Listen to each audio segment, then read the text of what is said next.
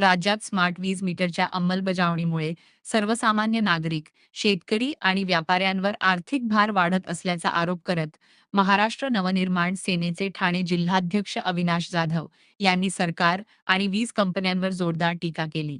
अनेक ग्राहकांना पूर्वीपेक्षा दुप्पट वीज बिले येत असल्याचा दावा त्यांनी केला. ज्यांचे 2,000 रुपये बिल येत होते, त्यांना आता 4,000 रुपये बिल येत आहे.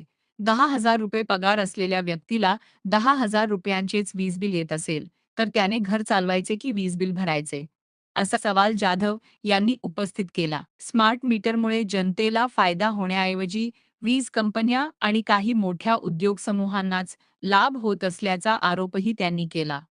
स्मार्ट मीटर विरोधात आतापर्यंत सुमारे 3 लाख तक्रारी दाखल झाल्याचा दावा करत, लोकांचा स्पष्ट विरोध असलेल्या योजना जबरदस्तीने राबवू नयेत, असे त्यांनी सांगितले. नागरिकांच्या संमतीशिवाय मीटर बदलू नयेत, अशी मागणीही त्यांनी केली.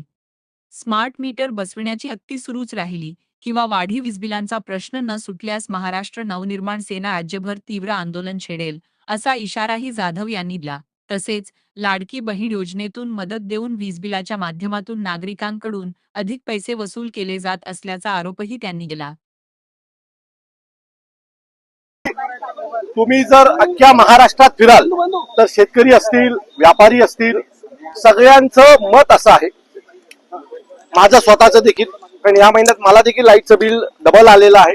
जर कुठल्याही घरात गेलात आणि स्मार्ट मीटर लावल्याच्या नंतर झालं काय, तर ज्याला 2,000 रुपये बिल येत होता त्याला 4,000 रुपये बिल यायला लागलं, ज्याला 5,000 रुपये बिल येत होतं त्याला 10,000 रुपये बिल यायला लागलं, ज्याला 10,000 रुपये बिल यायचं ज्या व्यापाऱ्याला त्याला 20,000 रुपये बिल यायला लागलं. मला कळलं नाही की स्मार्ट मीटरचा अर्थ काय. स्मार्ट म्हणजे काय, तर आमचा फायदा झाला पाहिजे ना, काहीतरी नवीन घेऊन आला, त्या टेक्नॉलॉजीचा लोकांना उपयोग झाला.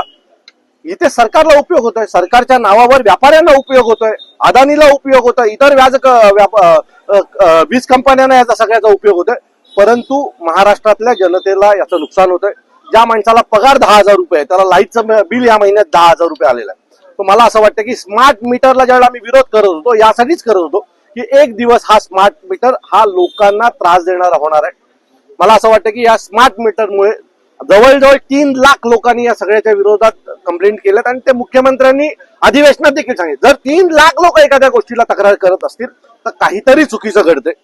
मागच्या 15 दिवसापासून रस्त्याने जाताना अनेक लोक आम्हाला सांगत होते, अहो त्या स्मार्ट मीटरचं काहीतरी करा. सो आम्ही आज स्मार्ट मीटर या विरोधात आंदोलन करायला इथे आलेलो आहोत.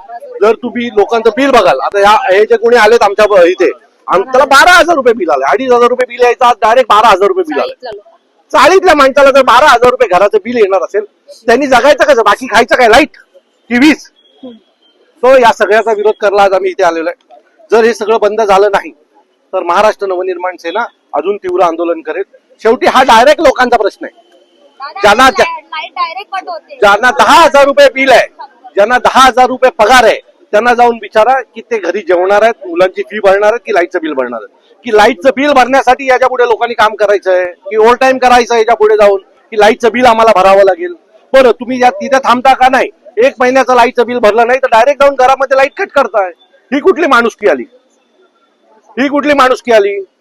तुम्ही न सांगता लोकांचे जर मीटर काढणार असाल, लाईट कापणार असतील, तर या सगळ्यांना विरोध होईल. याच्या पुढे जर कोणाच्या घरात जाऊन मीटर कापण्याचा प्रयत्न केला तर जो कोणी तिथे जाईल, जो कोणी अधिकारी तिथे जाईल, त्याला महाराष्ट्र नवनिर्माण सेना धडा शिकवेल.